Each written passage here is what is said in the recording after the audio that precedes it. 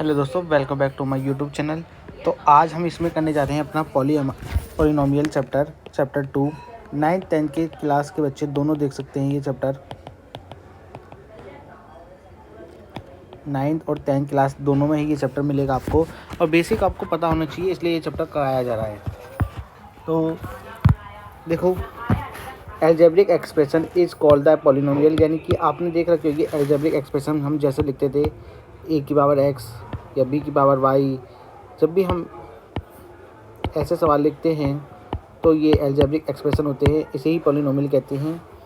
Polynomial should be the variable, या एक variable तो होना ही चाहिए इसमें। जैसे हम इसे एक वेरिएबल है, इसे हम पॉलिनोमियल कह सकते हैं। इसमें आपको पॉलिनोमियल में एक भी वेरिएबल नहीं दिख रहा, तो फिर भी इसे हम पॉलिनोमियल कहेंगे, क्योंकि इसे हम x से लिख सकते हैं 3 की x की पावर 0, तो इसे कहते हैं 0 पॉलिनोमियल।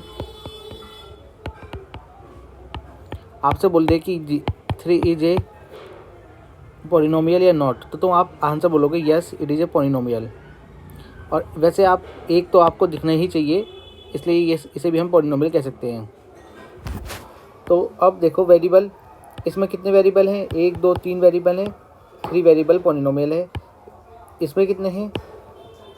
एक वेरिएबल है। इसमें कितने हैं? 2, ये y z है, तो ये 2 वेरिएबल का पॉलिनोमियल बना हुआ है। वेरिएबल यानी कि ऐसे नंबर्स जिनकी वैल्यू हमेशा चेंज होती रहती है, x y z, अलग अलग सवाल में अलग अलग वैल्यू इनकी आती रहती है। ABCD वाले जितने भी होंगे वो हमारे वेरिएबल कहलाते हैं। कांस्टेंट वैल्यू जैसे कि 1 2 3 4 ये फिक्स रहते हैं, ये सब आपको पता भी है, बच्चे वाले हैं ये तो। अब आ जाते हैं हम आगे। तो पॉलिनोमियल की हमारी जो भी होगी, अगर मैं इसे पॉलिनोमियल लिख देता हूँ,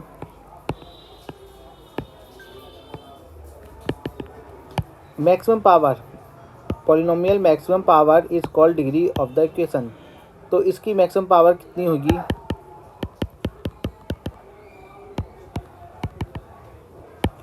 तो इसकी मैक्सिमम पावर कितनी है? 3 दिख रही है, तो इसकी डिग्री होगी 3। डिग्री होगी 3। पॉलिनोमियल की जो भी हमारी इक्वेशन है उसकी मैक्सिमम पावर को, हाईएस्ट पावर को हम डिग्री कहते हैं। पॉलिनोमियल हमारे कितने प्रकार के हो सकते हैं? बहुत पॉलिनोमियल जैसे कि ये सीरीज चलती रहती है, बाकी तो पॉलिनोमियल में ही आते हैं सब। मोनोनोमियल भी हो सकते हैं, अगर उसमें एक टर्म है तो मोनोनोमियल हो जाएगा, 2 टर्म है तो बायोनोमियल हो जाएगा, 3 टर्म है तो ट्राइनोमियल हो जाएगा।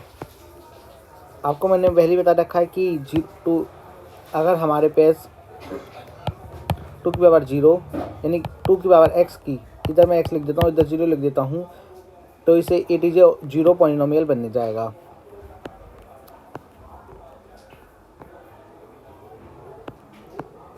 टर्म से आपको क्या पता है? जैसे कि टर्म में आपको बता देता हूँ, इसमें आपको कितने टर्म दिखाई दे रहे हैं?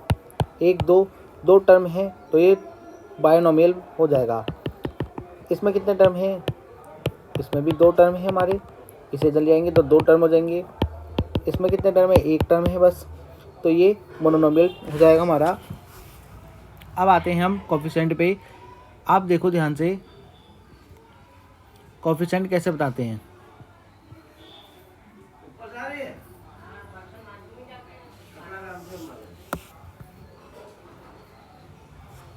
कोफिशिएंट जैसे कि अगर मैं यहाँ पर लिख देता हूँ x की पावर 3 ये, तो x की पावर का 3 का कोफिशिएंट क्या होगा?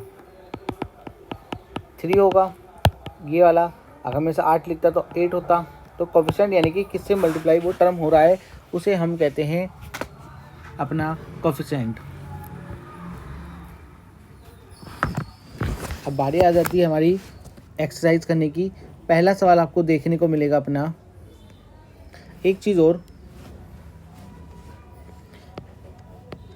अगर आपके उसमें बटे में कुछ है, पावर हमारी पॉलिनोमियल की power should be whole number होनी चाहिए, होल नंबर होनी चाहिए।